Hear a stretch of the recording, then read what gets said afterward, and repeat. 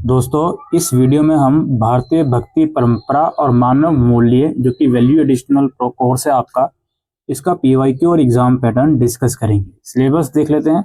इकाई 1 है आपका भारतीय भक्ति परंपरा है। इसमें भक्ति का अर्थ और अवधारणा पढ़ोगे आप, भक्ति के प्रमुख संप्रदाय और सिद्धांत पढ़ोगे, भारत की सांस्कृतिक एकता और भक्ति के बारे में पढ़ोगे और भक्ति का अखिल भारतीय स्वरूप पढ़ोगे।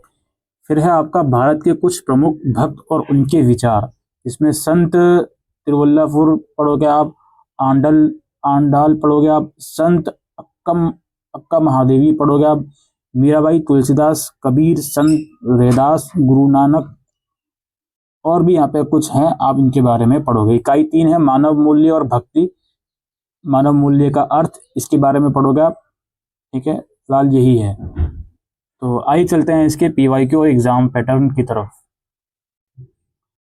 ये पेपर आपका 70 नंबर का है। ठीक है, फिलहाल जो हम आपके सामने ओपन करे हुए हैं, आपका जो पेपर आया उसमें जो इंस्ट्रक्शन हो उसी के हिसाब से पेपर कीजिएगा।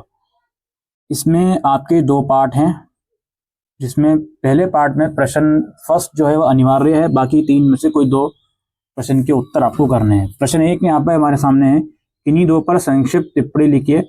भक्ति का विकास, लाल दयात के काव्य में व्यक्ति भक्ति भावना और सांस्कृतिक एकता का स्वरूप और भक्ति, इन्हीं 2 पर आपको टिप्पणी करनी है। फिर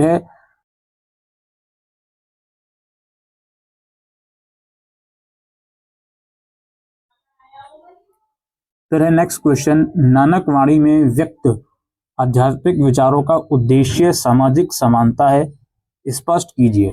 उसके बाद तुलसीदास के काव्य में व्यक्त लोक मंगल भावना पर प्रकाश डालिए। मीरा का काव्य जीवन मूल्यों का काव्य है, इस कथन पर विचार कीजिए। पार्ट बी हमारा शुरू होता है, इन्हीं 4 प्रश्न के उत्तर देने हैं पार्ट बी में। पहला क्वेश्चन है, भक्ति के अखिल भारतीय स्वरूप पर विचार कीजिए। नामदेव के भक्ति काव्य में व्यक्त जीवन आदर्शों पर प्रकाश डालिए।